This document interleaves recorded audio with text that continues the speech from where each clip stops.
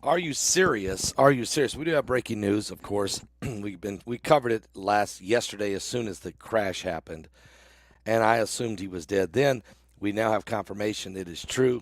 Iran's President Ebrahim Raisi is dead. He was the supreme leader's protege. He was the guy who the Ayatollah Ali Khamenei was hoping would become the next supreme leader. He's dead at 63, along with the foreign minister of Iran, the governor of the Azerbaijan province of Iran, and the head of security, and just on and on and on. I'll tell you what happened, and I'll tell you what a horrible record he had as president of Iran. First of all, let me put a shout out right now for getolive1.com/Paul. That's getolive1.com/Paul. But first, let me just tell you something. We partnered with Dr. Stephen Gundry, MD, to share this information with you. Would you believe it if I told you inside your pantry right now is one of the healthiest foods on the planet? Yep, it's true. And it's not some weird, trendy superfood. Spoiler alert, it is olive oil. You're probably used to cooking with it, but there are countless ways to use olive oil to help yourself look and feel younger. Are you serious? For example, olive oil is a natural way to help you achieve a more youthful appearance.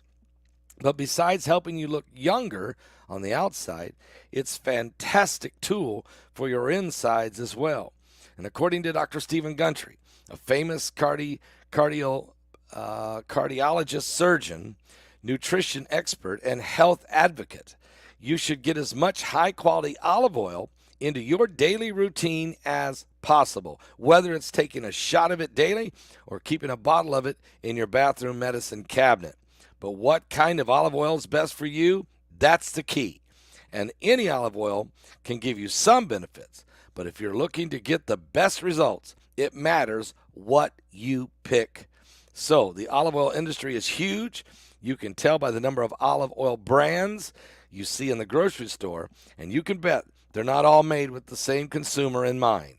And any brand may even cut corners one way or another to increase their profits. So what you need to do is watch the video. Go to www. Just simply go to this. Click that link below this video. Getolive1.com/Paul. That's getolive1.com/Paul. And you'll be glad that you did. Well, it is true. The president of Iran is dead. This man was probably, of all the presidents, and I mean, I've covered a lot of them, and they've all been anti-Israel. They've all been very totalitarian. They've all been a part of the Islamic Revolution, suppressing the people's freedoms and trying to implement some type of Sharia law. And it's been very, very difficult for the people. That I have to tell you, that is a fact. But also, besides that, there was a lot of corruption and this belief in the caliphate, this belief in you have to destroy Israel as a nation, and this proclamation made by almost every one of them, if not all of them, and preach to the people this hatred. And so let me just share a little bit about this guy right here. Hang on one second. I just got it off the printer here. And sorry about that. But the Iranian president, Ebrahim Raisi, the supreme leader, supreme leader for the protege, president of the country, has died at the age of 63 in a helicopter crash. Very unusual. According to the United Arab Emirates, Iranian President Ebrahim Raisi, a hardline protege of the country's supreme leader, the Ayatollah Ali Khamenei, who helped oversee the mass executions of thousands of people in 1988 that led the country as it enriched uranium near weapons grade levels, launched a major attack on Israel and experienced mass protest, this guy's finally dead. Now, Raisi's death, along with the foreign minister, who was another blasphemous attack on Israel, and other officials in this helicopter crash yesterday in northwestern Iran, came as an Iranian struggle with their internal dissidents and its relations with a wider world. This cleric, Raisi, once kissed the Quran, the Islamic holy book, before the United Nations, and spoke more like a preacher than a statesman when he addressed the world on the UN stage. Now, Raisi, who lost the presidential election to a relatively moderate incumbent, Hassan Rouhani, back in 2017, came to power 4 years later in a vote carefully managed, corrupted, really, by the supreme leader, the Ayatollah Ali Khamenei. And to clear any major opposition, he would not let Rouhani rerun again. He wouldn't let Ahmadinejad even get on the ballot. There was other candidates that the people wanted. He disqualified them. He set it up to where this guy would be the winner. Now, his election came at a time when relations between Iran and Washington, D.C. were particularly tense following the U.S. President Donald J. Trump, who in 2018 decision to unilaterally withdraw America from that nuclear deal that had been negotiated by then former President Barack Obama in 2015, aimed at limiting Iran's uranium enrichment to exchange for sanctions relief. When President Ebrahim Raisi said he wanted to rejoin the deal with the world powers, his new administration instead pushed back against the international inspections of nuclear facilities, in part over an alleged sabotage campaign that Iran blamed on Israel. Talks to restore the accord then remained stalled in his government's first months. Sanctions are the U.S.'s way of a war with the nations of the world, said Ebrahim Raisi. He told the United Nations this in September of 2021. The policy of maximum oppression is still on. We want nothing more than what is rightfully ours, to own nuclear weapons. Mass protests then swept the country of Iran in 2022 after the death of Masha Amani, a young lady who was detained over allegedly having a loose headscarf or hijab that they're required to wear in Iran. They said hers wasn't tight enough around her head, that it was too loose. They arrested her. She went to prison where she was beaten and died. After that happened, more than 500 people were killed in protest, and more than 22,000 others were detained as they protested her brutal death in prison. In March, a United Nations investigative panel found that Iran was responsible for the physical violence that led to her death. Then came the current Israel-Hamas war, of which Iran is the orchestrator of it. Iran's militant rebel and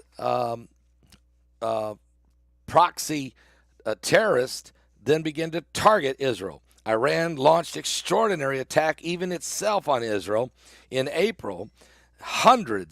Just last month, hundreds of drones, cruise missiles, and ballistic missiles, 320 in all. Israel, the United States, and its allies shot down the incoming fire, but it showed just how intense their year-long shadow war between Iran and Israel is. He was born on December 14th, 1960. Raisi was born in a family that traces its lineages to the Islamic prophet Muhammad. He was a direct descendant, as signaled by the black turban he would later wear. His father died when he was 5. He went on to the seminary and to the Shiite holy city of Qom, and later described himself as an Ayatollah, a high-ranking Shiite cleric.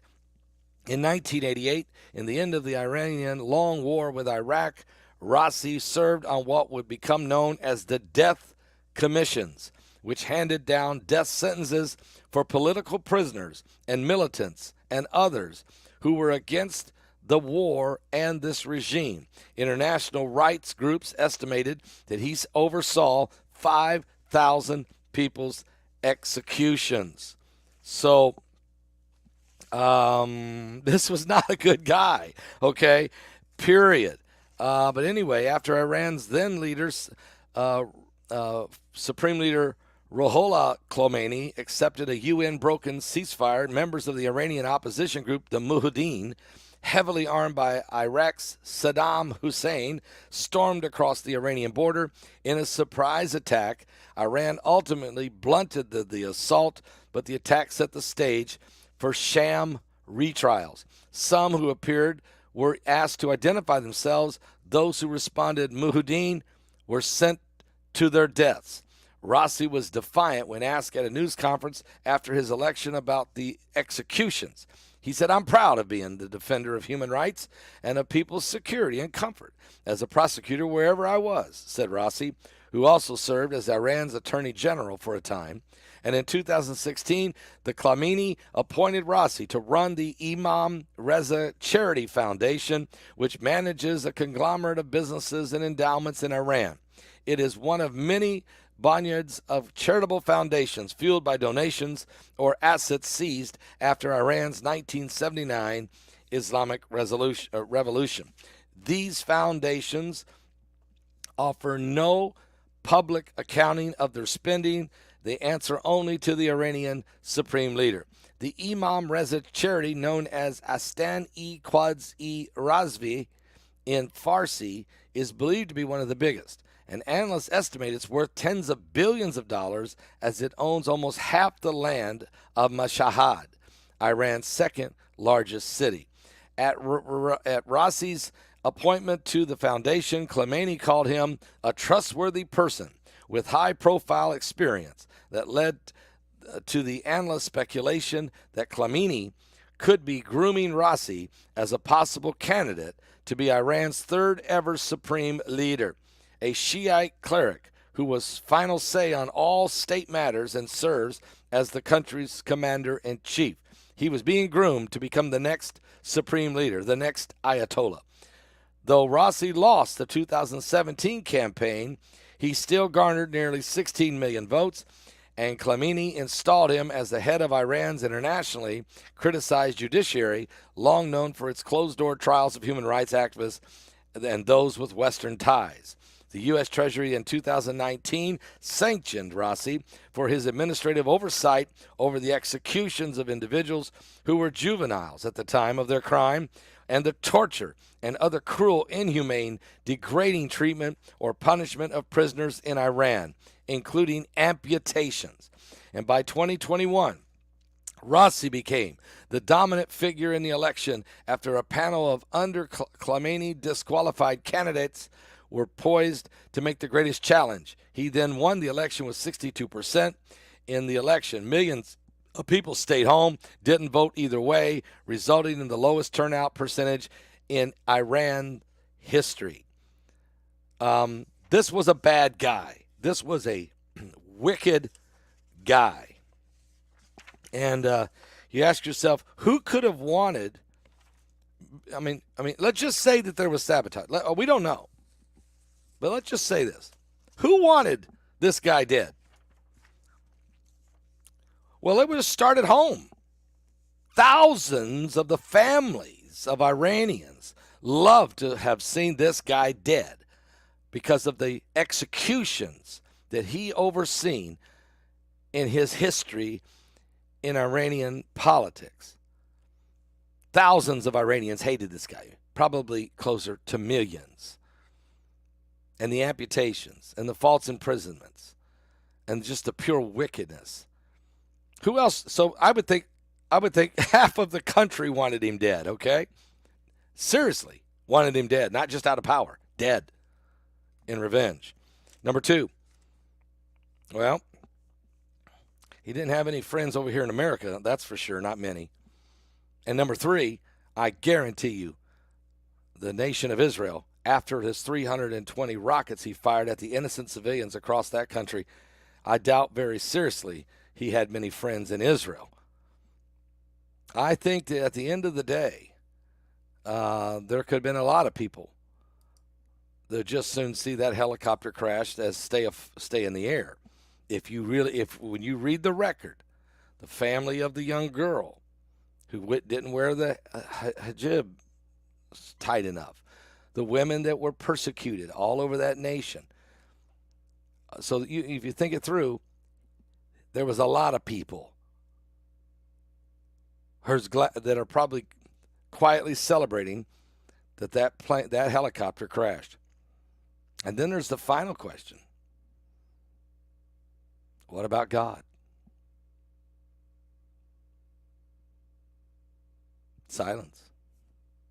I can't speak for God. I can only read his word. The promise he made to Abraham. I will bless them that bless Israel, but I will curse them that curse Israel. It's one thing to blasphemously attack Israel, curse them, and say you want to wipe them off the face of the earth. It's another thing to shoot 320 rockets directly at their people. He did that in April. He's dead in May. Who took down the helicopter? Who sent the fog?